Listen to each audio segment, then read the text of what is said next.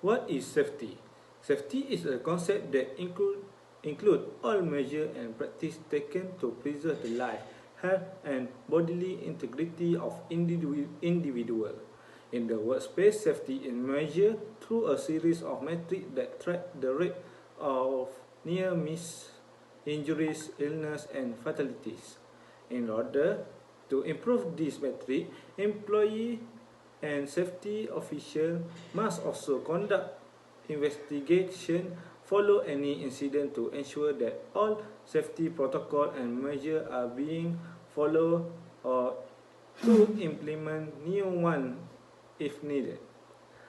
Health refers to a general state of physical, mental, and emotional well-being. Urge governing bodies in Malaysia. National Council for Occupation Safety and Health under the Ministry of Human Resources is a supreme body responsible for determining the direction and policy of the state in relation to occupational safety and health in Malaysia. It was established in 1995 in accordance with Section 8 of the Occupational Health and Safety Act 1994. The main objective of National Council for Occupational Safety and Health established is a continuous effort by the government to ensure the safety and health welfare of employees in the workspace is secure. According, NOSH has become more mature and always striving to improve the level of occupational health and safety in making a safe and health work practice part of Malaysia culture. This effort is based on tripartite process toward a culture practitioner consists of 15 members and a secretary. Deputy Ministry of the Human Resources has been appointed a chairman NOSH with the secretariat composed of senior occupational safe and health. The council is composed of representatives of the government, employees and workers, professional bodies and voluntary, and observe sick people. The Occupational Safety and Health Act 1994 or OSHA, this act is to provide the legislative framework for the safety, health and welfare of persons at work. The purpose of OSHA is to provide a legislative framework to first to secure the safety, health and welfare among all workforce in Malaysia. Second, to protect others against risk to safety or health in connection with the activities of person at work. Philosophy and guiding principle. Responsibility to ensure safety and health at the workplace lies with those who create the risk and with those who work with risk. Self-regulation, consultant, workers, cooperation and participation. It is a self-regulation scheme that is designed to suit the particular industry or organization.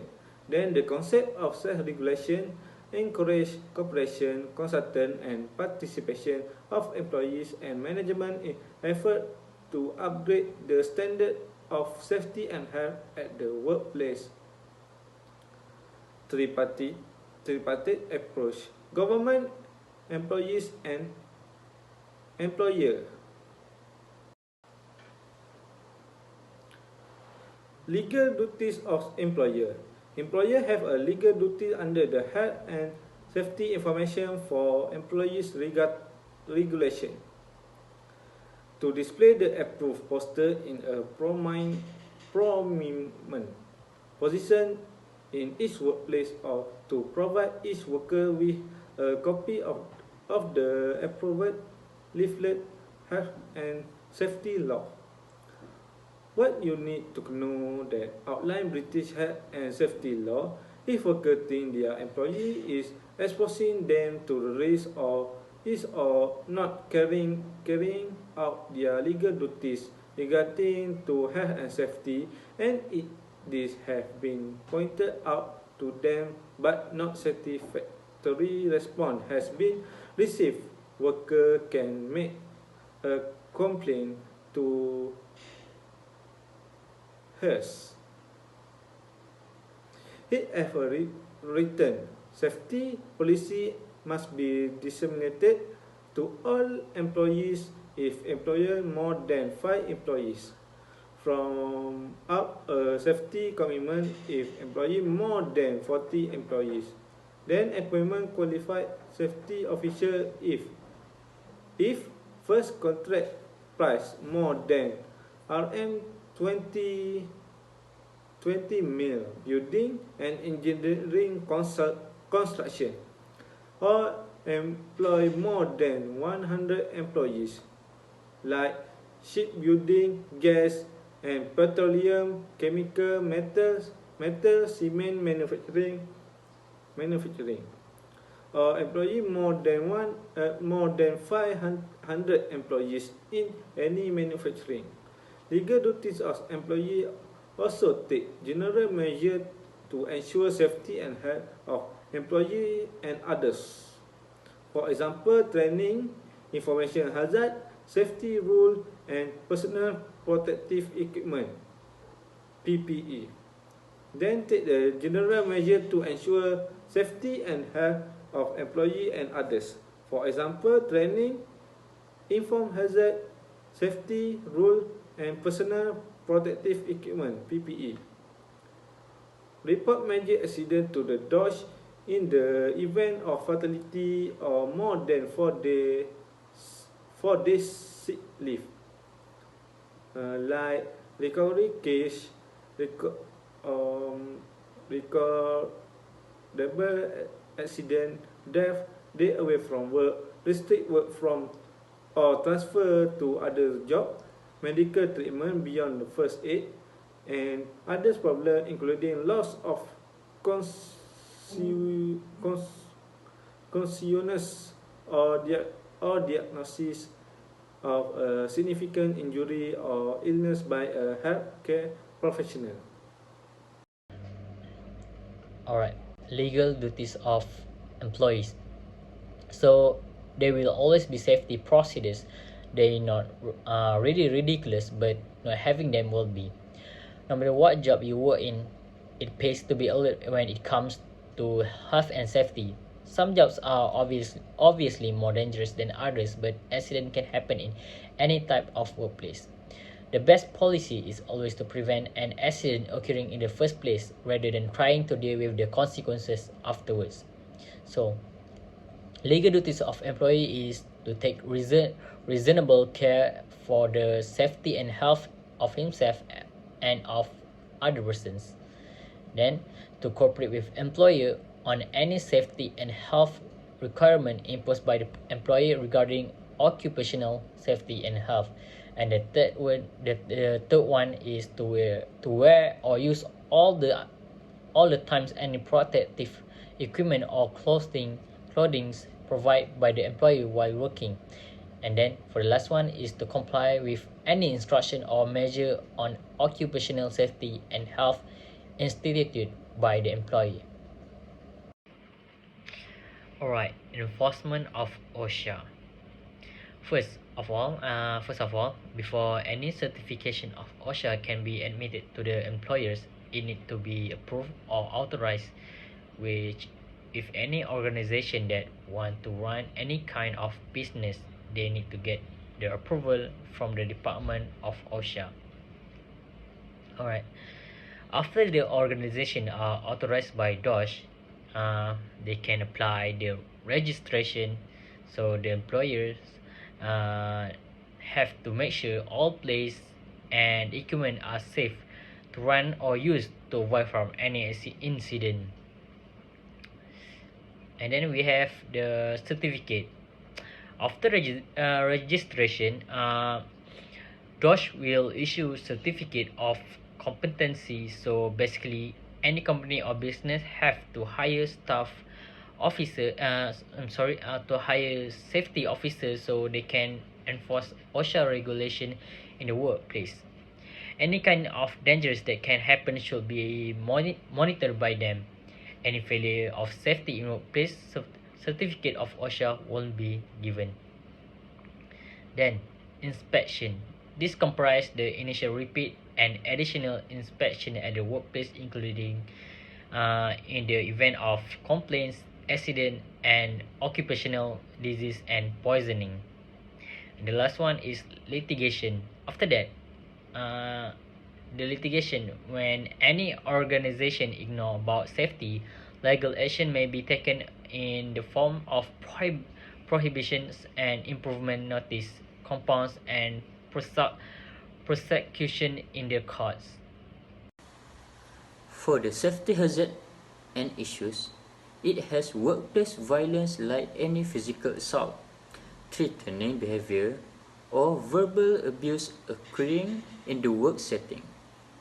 For examples of workplace violence that always happen are beatings and stabbings, suicides, shootings, sexual harassment, nearing suicides, psychological traumas such as threats, and the last, obscene phone calls.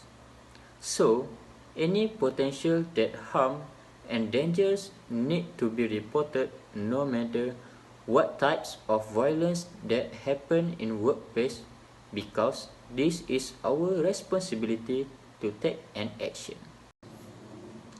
Next, we go to reducing violence in the workplace.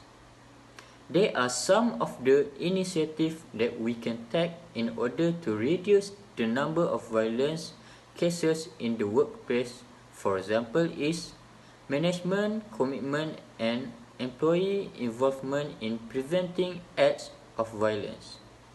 We have to aware what actually happening in the workplace.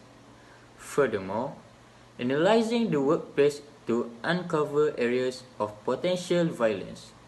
Not only that, we also can preventing and controlling violence by designing safe workplaces and work practices like provide a place that worker can be rest well after working. Then, also can providing violence prevention training throughout the organization. Last but not least, evaluating violence program effectiveness. For the workplace emergencies that we always hear in any sector or company in Malaysia are regarding to the floods, hurricanes, tornadoes, fires, toxic gas release, chemical spills, radiological accidents, explosions, and civil disturbance and terrorism. There are some of the issues that we need to take a very serious consideration. Also, Jabatan Bomba requires companies to have emergency action plans to deal with incidents such as the procedures for reporting a fire or other emergency, evacuating a facility, and accounting for employees after an evacuation. Creating a healthy work environment. An individual is healthy when the physical, mental, and emotional well-being of people is protected. When we talk about healthy, the workers are required to have a stability in terms of physical, mental, and emotional. So, to keep these three important things, the workers should be participate at the wellness program. They should manage their stress wisely and must to reducing drug and alcohol related to the problem. Then, wellness programmers. Wellness programmers are an attempt to encourage employees to have a healthy lifestyle. Some of the activity when we talk about the wellness programs are fitness classes, talks on nutrition, briefings on common health issues, regular medical checkups, and stop smoking campaigns. Job stress can be defined as the harmful physical and emotional responses that occur when the requirements of the job do not match the capabilities, resources, or needs of the worker. So, what is stress? Stress is a state of mental or emotional strain or tension resulting from adverse or demanding circumstances. The cause of stress such as job insecurity. Job insecurity is a social phenomenon meaning that it is experienced as a subjective perception about employment and unemployment. It reflects the insecurity, uncertainty, powerlessness, and helplessness that occur when the individual lacks the assurance that their job will remain stable. Poor supervision leads to stressed out subordinates. Just as good supervision improves relationship and productivity, poor supervision makes way for more conflicts, lower performance level, or work burnout. Tension and poor work relationship, mismanagement of employees directly impact the quality of work and job satisfaction. Excessive long working hours and shift work. Significant effects include stress, lack of free time, poor work-life balance, and healthy risk. Employee in performance level could also be lowered. Long work hours could lead to tiredness, fatigue, and lack of attentiveness. Work overload. Work overload happens when job demands exceed in individual ability to deal with them. Organization can help employees manage the stress. First, ensure a safe working environment. Second, make sure that everyone is properly trained for their job. Third, discuss issues and grievances with employees and take appropriate action when possible. Seek advice from health professionals if necessary. And lastly, cut down on the need for overtime by reorganizing duties or employing extra staff. Drug and alcohol related problems. This can cause many negative effects such as lost productivity. Therefore, when an individual takes time out of the workforce due to illness or injury, this potentially represents a loss not only to themselves in the form of lost income, but also a loss to the economy. Injuries. And injuries is damage to your body. It is a general term that refers to harm caused by accident, falls, hits, weapons, and more.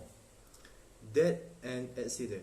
Each year, 1.35 million people are killed on roadway around the world. Every day, almost 3,700 people are killed globally in crashes involving cars, buses, motorcycles, bicycles, trucks, or pedestrians. So, don't drink and drive. Okay, last is absenteeism. Absenteeism is a habitual pattern of absence from a duty or obligation without good reason. Generally, absenteeism is unplanned absences. Absenteeism has been viewed as an indicator of poor individual performance as well as a breach of an implicit contract between employee and employer. Lastly is managing security issues. Security risk management is the ongoing process of identifying these security risks and implementing plans to address them. Risk to determine by considering the likelihood The known threat will exploit vulnerabilities and the impact they have on valuable assets. First, security audit. A security audit is a comprehensive assessment of your organization information system. Typically, this assessment measures your information system security against an audit checklist of industry best practices, externally established standards, or federal regulation. Second is control access. In the field of physical security and information security, access control is the selective restriction of access to a place or other resources, while access management describes the process. Third is employee screening and selection.